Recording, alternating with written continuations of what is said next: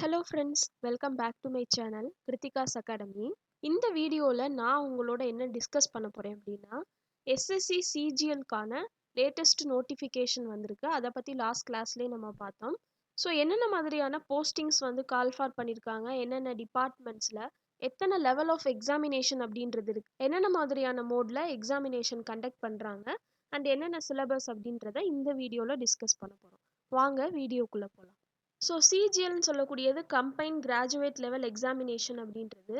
இதனுடைய online அப்ளிகேஷனுக்கான last date எது அப்படின்னு பார்த்தோம்னா January 31, 2021. ஸோ இந்த மந்த் எண்டோட அப்ளிகேஷன் அப்படின்றது க்ளோஸ் ஆகுது. இதுக்கான டயர் 1 எக்ஸாமினேஷன் அப்படின்றது கம்ப்யூட்டர் பேஸ்ட் எக்ஸாமினேஷன். இதனுடைய ஷெடியூல் அப்படின்னு பார்த்தீங்கன்னா May 29லேருந்து June 7 வரைக்கும் ஷெடியூல் பண்ணியிருக்காங்க. பட் இது வந்து தேவை ஏற்பட்டால் போஸ்ட்பாண்ட் அப்படின்றதும் பண்ணுவோம் அப்படின்ற மாதிரியும் அதில் மென்ஷன் பண்ணப்பட்டிருக்கு.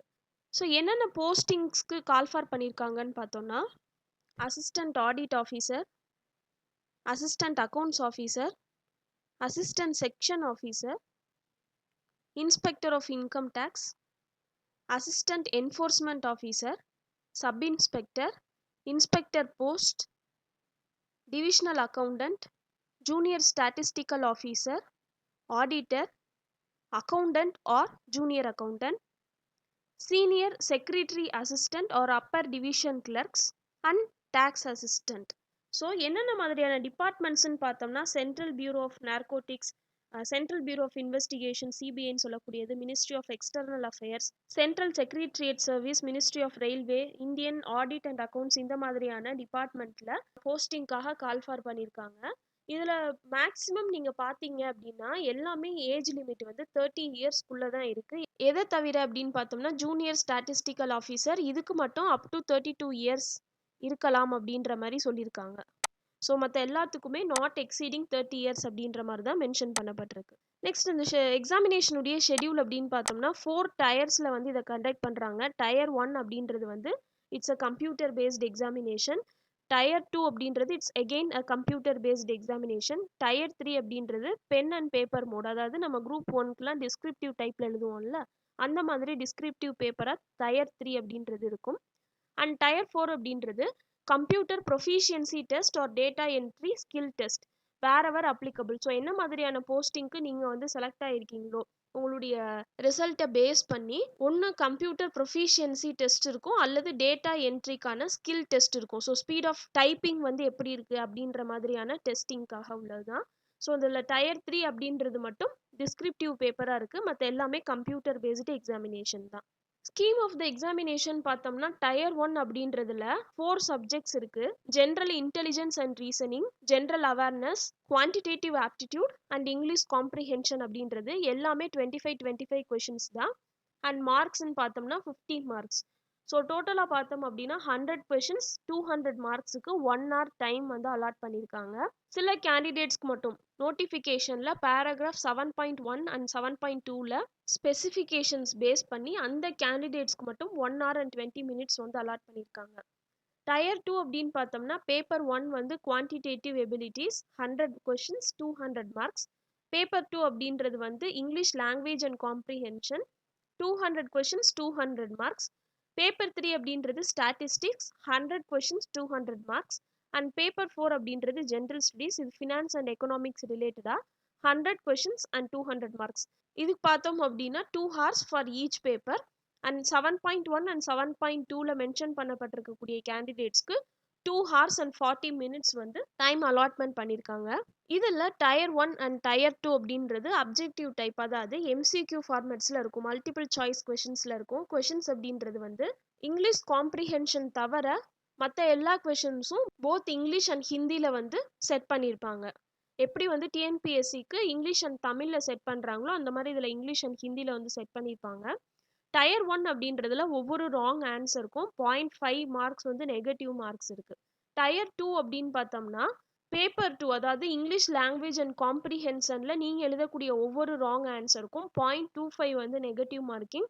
அண்ட் அது தவிர இந்த குவான்டிடேட்டிவ் எபிலிட்டிஸ், ஸ்டாட்டிஸ்டிக்ஸ் இந்த மாதிரி இருக்கக்கூடிய பேப்பர் 1, 3 and 4க்கு வந்து 0.5 மார்க்ஸ் அப்படின்றது ராங் ஆன்சருக்கு நெகட்டிவ் மார்க்கிங். டயர் 2 அப்படின்றதுல பேப்பர் 1 and 2 அதாவது quantitative abilities and English language and comprehension அப்படின்றது எல்லா போஸ்ட்டுக்குமே கம்பல்சரியானது.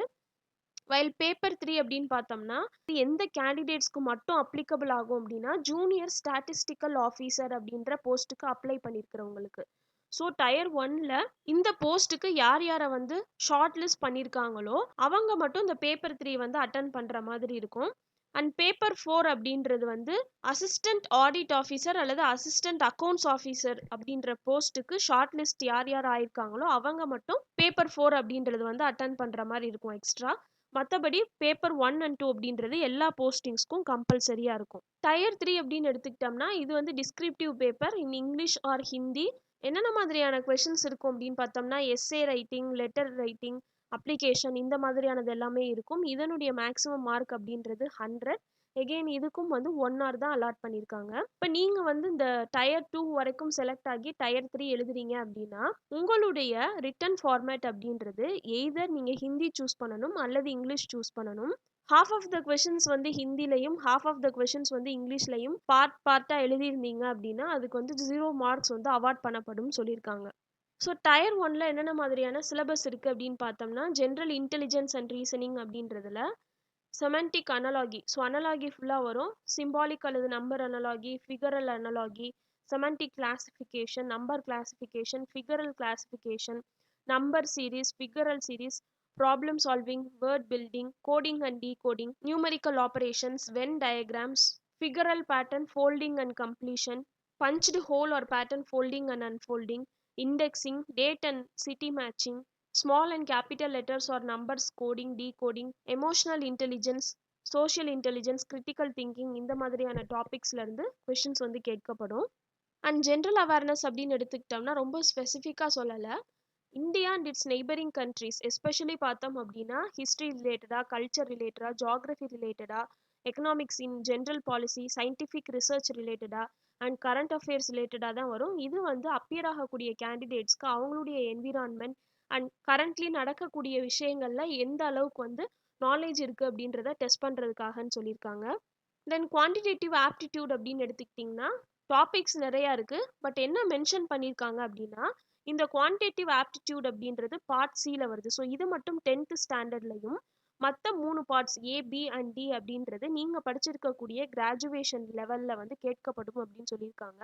குவான்டிடேட்டிவ் ஆப்டிடியூட்னு எடுத்துக்கிட்டோம்னா computation of whole numbers, decimals, percentage, ratio and proportion, square roots, averages, interest, profit and loss, discount, partnership business, mixture and alligation, time and distance, time and work and அல்ஜிப்ராவில் வந்து basic algebraic identities of school algebra, graphs of linear equations. Then mensuration இருந்து பார்த்தோம் அப்படின்னா triangle and its various kinds of centers, circle and its chords, tangents, common tangents to two or more circles, triangle, quadrilaterals, regular polygons, circle, right circular cone, right circular cylinder, sphere, hemispheres, trigonometric ratio, complementary angles, heights and distances, histogram, bar diagram, pie chart இந்த மாதிரியானது எல்லாமே cover ஆகும்.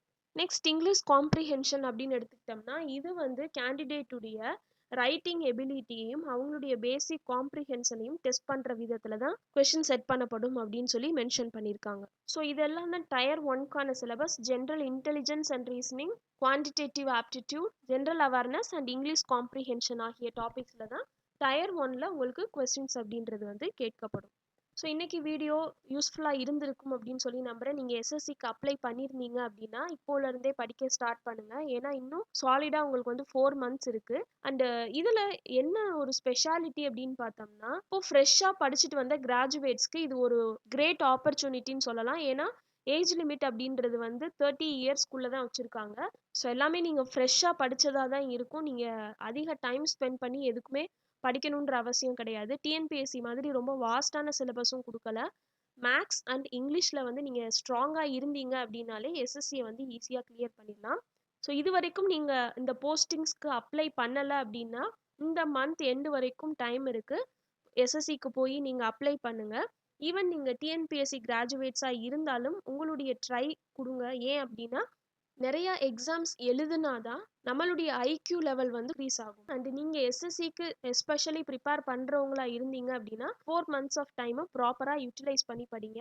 One day or the other day you will surely succeed. So thank you so much all for watching. See you all in other session. Until then, take care and bye bye.